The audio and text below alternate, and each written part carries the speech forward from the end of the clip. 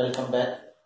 Coming to the last previous video, that is a 2-level laser system, 3-level laser system and 4-level laser system. Depending upon those concepts, that is 2, 3, 4-level laser system.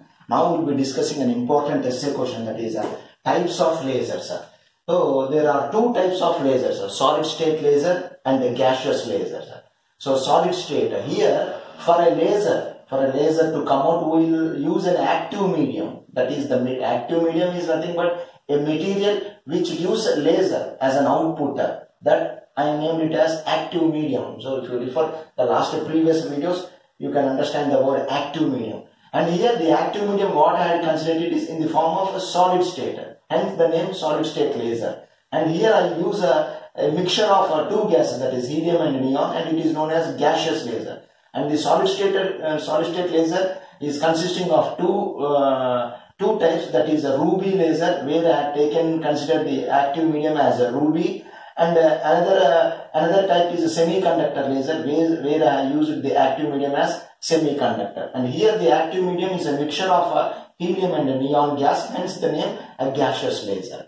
So the types of lasers are of two types, solid state laser and gaseous laser. Solid state laser is further classified or further consisting of two types depending upon the active material. If the active material is a ruby, then it is known as ruby laser, and if the active material is semiconductor, it is semiconductor laser. And here it is a mixture of a helium and neon gas, hence the gaseous laser. So these are three important essay questions. So definitely in the exam point of view, definitely there will be a question arising either from the ruby laser or semiconductor laser or helium neon laser. So we will be discussing one by one in the essay question format, right? So that the first what we will be discussing is the ruby laser. Ruby laser.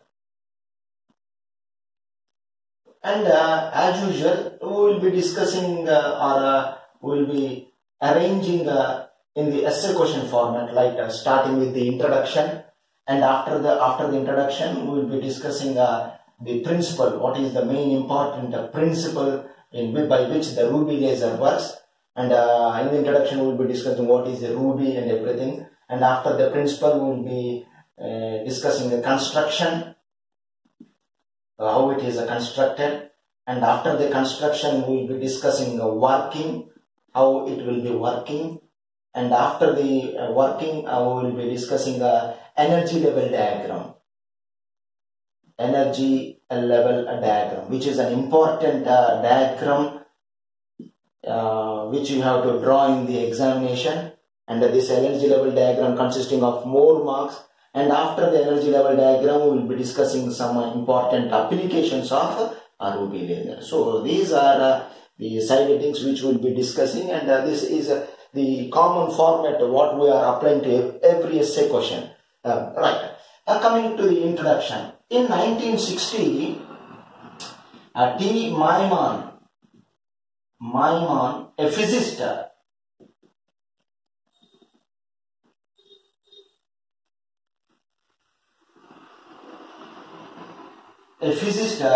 discovered the ruby laser. Then what is a ruby? What is a ruby? Ruby is a solid material or solid active medium. Solid active medium. Hence it comes under the class of solid state laser. It is an active medium which is in the form of a solid state. Alright. So this ruby laser is actually an Al2O3 transparent crystal. Transparent crystal means it is having a no color, which will be consider the example of a water where it will be appearing very transparent, and it is an Al2O3 transparent crystal, and into which Cr3 plus ions, chromium ions, these are called as chromium ions, Cr3 plus ions are doped. Doped means it is a process adding impurity to a crystal, so are doped during the crystallization of Al2O3. Means when Al2O3 crystal is in the process of crystallization, where it takes the form of a crystal, during that process I will dope with the Cr3 plus ions in the weight percentage of 0.05% weight concentration compared to the total weight of the crystal. So total weight of in the total weight of the crystal, I'll add a 0.05 percentage concentration of chromium ions. Due to this doping, this Al2O3 crystal acquires a pink color, or depending upon the concentration, if I increase the concentration a little bit, some 0.07 or 0.08, 0.9 or 0.1, if I slightly increase, then the pink color converts into a red color. Right? So before the doping, it is totally transparent. With the doping of Cr3 plus ions of some 0.05 weight percentage concentration, then the Al2O3 crystal acquired the pink or red color. And if this is the Al2O3 is acquiring a pink or red color, and it will be in the color of pomegranate seed. And actually this Al2O3 crystal belongs to a family of gems. So in Telugu, so if I say that what is a ruby? A ruby means, a ruby in Telugu we will call it as kempu. So which will be wearing in the rings like yellow color, so blue color, and it will be of in the mixture of pink and red color, where I am saying it as in the color of pomegranate seed. Alright, so therefore this ruby color belongs to a family of gems. So and now these Cr3 plus ions are the source, or the points, or the centers for the laser. So therefore Cr3 plus ions are known as active centers for our output laser. So as the Cr3 plus ions are responsible for giving the laser, I name these Cr3 plus ions as active centers in the whole ruby crystal. Right? So once again, let me go for the review of the introduction. So in 1960, T. Mayaman, a physicist, discovered the ruby laser, or constructed the ruby laser, and the ruby is nothing but a family of gems, and the ruby is now the active medium for the laser, and it is in the solid state, and hence comes under the solid state laser. And this Al2O3 transparent crystal is doped with the chromium ions, and these chromium ions replace Al2O3 plus ions. And this doping is done during the process of crystallization, and these chromium ions are doped at a percentage of 0.5% weight percentage concentration compared to the total weight of the crystal. And the Al2O3 crystal, before doping, it is transparent. Now it acquires a pink or red color based upon the concentration percentage of chromium ions. And these chromium ions are now responsible to give or to emit a laser. Hence I name these chromium ions are active centers. And now, what is the principle behind the ruby laser? And the main principle is, so this ruby laser is based on a 3-level laser system, which we had discussed in the previous lecture, that is lecture 7, if you review back. So this is based on a 3-level laser system, and these chromium ions, Cr3 plus ions, are having a broad absorption bands, broad absorption bands, and these broad absorption band and these chromium ions absorb a blue and a green radiation. Hence I write it as the chromium ions absorb blue and green absorption bands in the visible spectrum. So this visible spectrum is consisting of 7 colors, that is a VGR. So if the white light, that is 7 colors is in, if these 7 colors is incident on the chromium, these chromium ions absorb only blue and green color. So hence these chromium ions are having a blue and green absorption bands. So this is the main principle, that is it works on 3-level laser system, and the chromium ions absorb blue and green and excite it to higher energy levels in order to create the population inversion. Right? So now coming to the construction part. So how this ruby laser is constructed. So before getting into the construction part, we will parallelly discuss the construction and working parallelly. Oh, right. So construction, how ruby laser is constructed. Now I will consider a ruby rod, right, in the solid state of length 4 centimeter, in length, okay, right, and breadth or diameter, I can consider it as a diameter, better to say it as a diameter of 1 centimeter, or some, we can also take it. Coming to the construction part, I had considered a ruby rod, that is an active medium, which is in the form of a solid state. So hence it comes under the class of solid state lasers. And I had considered the ruby rod of length about 4 centimeter in length and diameter almost 1 centimeter and 0.5 centimeter. And you know that the ruby rod is an Al2O3 transparent crystal, which is doped by Cr3 plus ions. So let me go for the diagram. So say this is 4 centimeter in length and 1 centimeter or 0.5 centimeter in diameter, right? So this is how the ruby rod appears, right? So this is 4 centimeter in length and 1 centimeter in diameter or 0.5. And the two ends, it is having two ends. This is one end and this is another end. The two ends are grounded. Grounded means filing, making the surface very parallel and very flat. So you see that this end and this end are parallel to each other and perpendicular to the axis of the rod. So the two ends are grounded and polished. The two ends are grounded and polished in order to make optically flat, right? So as a result, and one end is coated with, this end is coated with a silver paint, and this is coated partially, therefore this acts as a partial reflector, and another end is coated with cent percent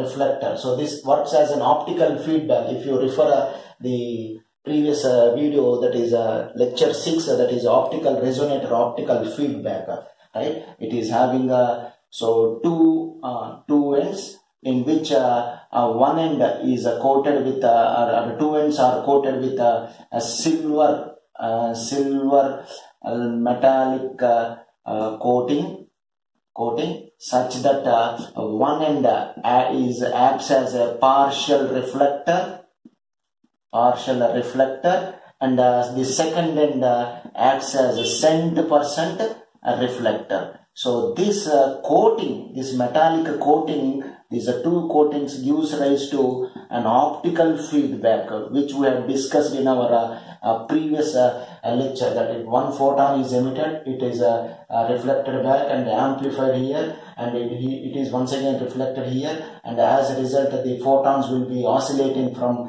back and moving forth and back, and as a result the photons number increases, and as a result the stimulated emission dominates, and it emits out from this side, that is a partial reflected side. Now you know that the ruby rod is consisting of chromium ions. So these are the blue color dots are the chromium ions. So when the chromium ions, as I said, that the chromium ions are now our active centers for the laser. So these use the laser. Alright. Now this ruby rod is consisting of is enclosed in a glass chamber like this. So this is a glass chamber. This is enclosed in a glass chamber like this. So say where this glass chamber is nothing but what I will call it as a coolant arrangement. So coolant means due to optical pumping, the ruby rods have become heated up, and you know, if there is an excessive heat, there may the ruby rod may be undergoing a damage. So in order to remove the excess heat, I will supply water through this inlet, and as a result the water flows throughout the rod, and as a result the water will be removing the excess heat absorbed by the ruby rod and leaving from this side. That arrangement is called as a coolant arrangement.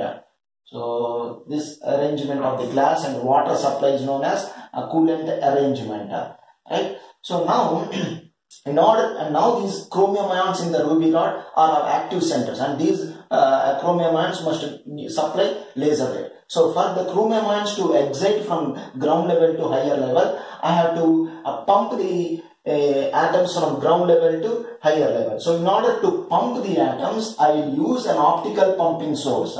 So in order to excite the active centers, chromium ions, I use optical pumping source.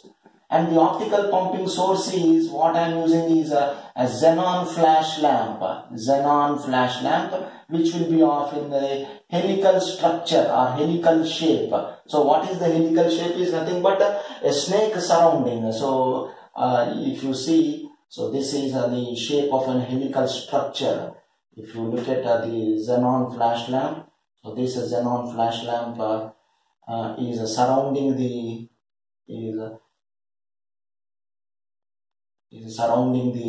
ruby rod. So throughout, so this is how this ruby rod is getting surrounded, and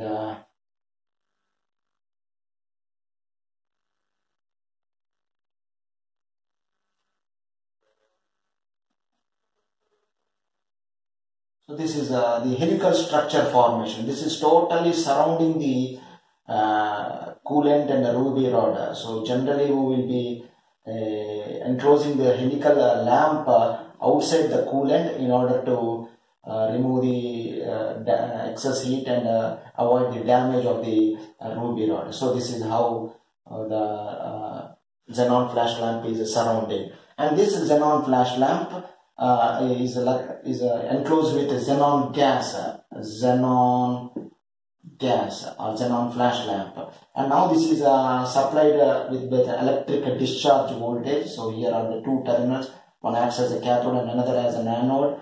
So as we have discussed in the last, and now it is supplied with a battery supply of almost 2 kilovolts.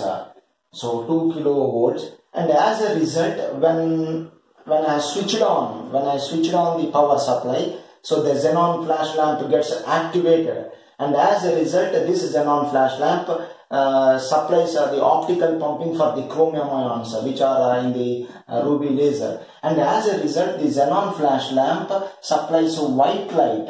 White light means this white light consists of 7 colors, so that is VIBGR, right? And as a result, the chromium ions doesn't absorb all the colors. These chromium ions absorb only this blue and green color. And as a result, the chromium ions will be exciting from a ground level, that is ground level E1 to higher energy level E2. So the chromium ions will be raising to higher energy level like this, and as a result, there will be a population inversion, that is N2 greater than N1. When population inversion is achieved, and then automatically the stimulated absorption starts, and now the photons will be emitted, and these photons moving forth, and they will be moving back, and as a result the photons gradually will be amplified, and these amplified photons reflects with the one end which is acting as a cent% reflector. This is silver reflector, and here it is acting as a partial reflector,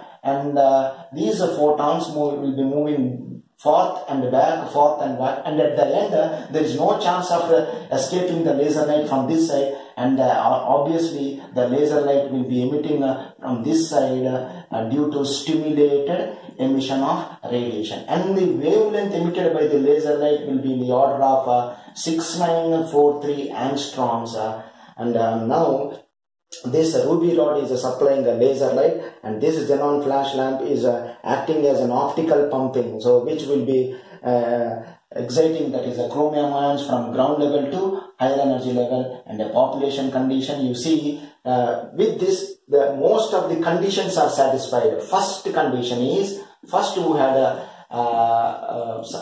attained the condition population inversion, right? That is making N2 chromium ions large in higher energy level than lower energy level, and as a result there is also an important condition called as optical feedback.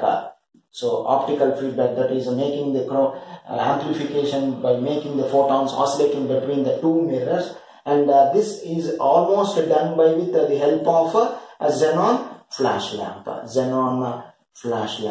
So as a result, So we are getting the laser light in the wavelength range of 6943 angstroms. Then we have to know the internal mechanism. What happened internally means how the chromium atom is excited to higher energy level. And as I said, that the important principle is 3-level laser system. So 3-level laser systems. And then where is the 3-level and how the chromium atoms are excited, and how the laser light is obtained, and how the chromium ion is excited to higher energy level, and there is a metastable state, which we will be discussing in the energy level diagram.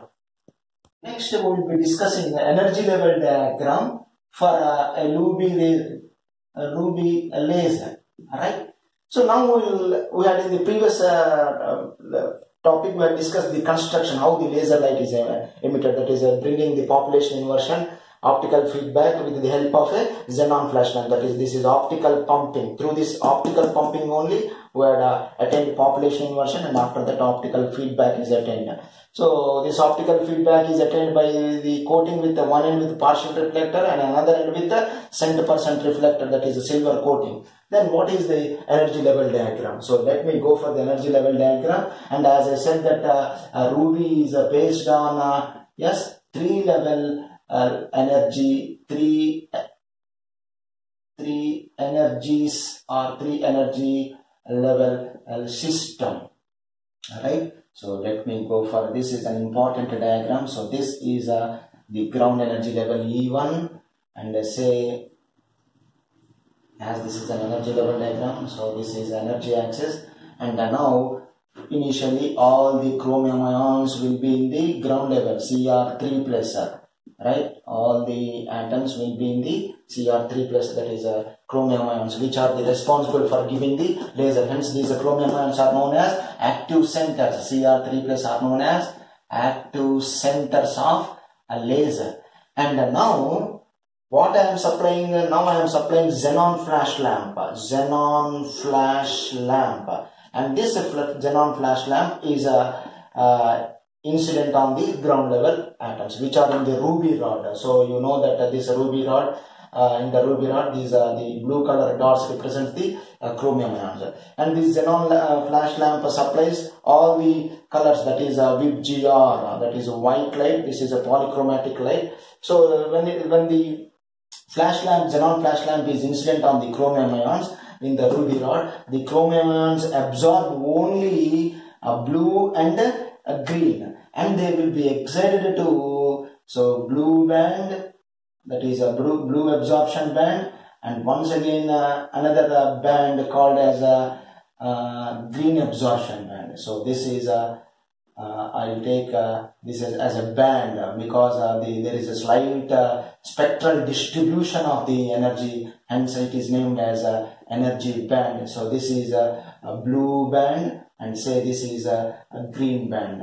And as they are very close to each other, almost if you look at the textbook diagram, and you may refer the textbooks of Palaniswamy or engineering physics by Chandralingam, and which are the prescribed textbooks for JNTH syllabus. And now as they are very close, the two energy, the blue energy level and the green absorption energy band are very close. I'll consider this two energy bands collectively as a E3 level, and there is another state called as E2 level, which I will call it as metastable state, which we have discussed in a 2 level, 3 level and 4 level. E1 is a most stable state, so E3 is a most unstable state, and this is intermediately stable state, and it is called as metastable state. Means here for the E3 level, it is having short lifetime. So short lifetime. So this is most important diagram, and you have to have a clear sound knowledge of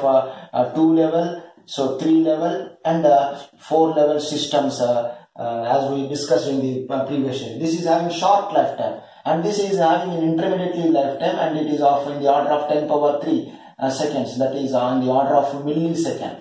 Alright. So as a result, when xenon flash lamp is incident on the chromium ions, these chromium ions will be raised to or excited to higher energy levels. That is blue absorption band and green absorption band. And this process is known as pumping. The process of lifting or the process of exciting the ground chromium ions to higher energy level is known as pumping. And this pumping I have used optical, that is a xenon. So hence it is called as, it comes under the case of optical pumping. And as a result, now the chromium ions will be reaching higher energy level, CR3 plus, where I can. And as a result, and now these chromium ions are almost pumped to higher energy level, and almost this pumping must be done. Pumping must be done at least we have to raise 1.5 times of the ground level atoms to higher energy level atoms. So continuously. So for that, the optical pumping powers are of high range. So and as a result, so the lifetime is of 10 power minus 8 second only. 10 power minus 8 second. The chromium ions will be de-excited to that is metastable state, and this is called as a fast decay or due to a spontaneous emission. Spontaneous emission. And this is called as the lifting. This is called as a stimulated absorption and automatically spontaneous. And now here the lifetime is 10 power minus 3 second. Here the lifetime is 10 power minus 8 second. Therefore, they have fastly decayed to second level, that is metastable state, whose time is 10 power minus 3 second. That is, there is a chance of the chromium ions taking a little rest here. So as a result, the chromium ions will be accumulating here. So the chromium ions, Cr3 plus ions, accumulate, means they will be grouping here. And now if you look at the two levels, that is E2 level and E1 level, the important condition here, that is N2 is becoming very large and N1 is becoming very low. That is the number of chromium ions in higher energy level is greater and the number of chromium ions is very less. That is an important condition, that is N2 becoming N1. That important condition was known as population inversion. That is a population inversion. And in this situation, if one of the spontaneously emitted photon interacts with this chromium, and as a result they will be de-excited to the ground energy level, and this gives rise to, and this is the photon, this is stimulating photon, and due to the de-excitation of the chromium to ground level, then there gives another photon, and these two photons once again interact with another two chromium ions, and now this leads to another amplification or multiplication of the photon number, and as a result, if you look at the photon number is gradually increasing and all the photons are in phase, and this process continues, and as a result we will be getting, and here after the population inversion, then the important emission occurs, that is called as a stimulated emission, and this light is getting amplified, that is multiplied, that is 1 becoming 2, 4, 8, 16, 32. So that is known as amplification, and this is all occurred by a stimulated emission of radiation. So, and this radiation is having a wavelength of 6943 angstroms, which is of in the red color wavelength region. So this is the energy level diagram. So energy level diagram for a ruby laser. So let me review the energy level diagram. This ruby laser, this is a three energy level laser system. Here E1 is the ground energy level, E3 is the higher energy level, and E2 is the metastable state.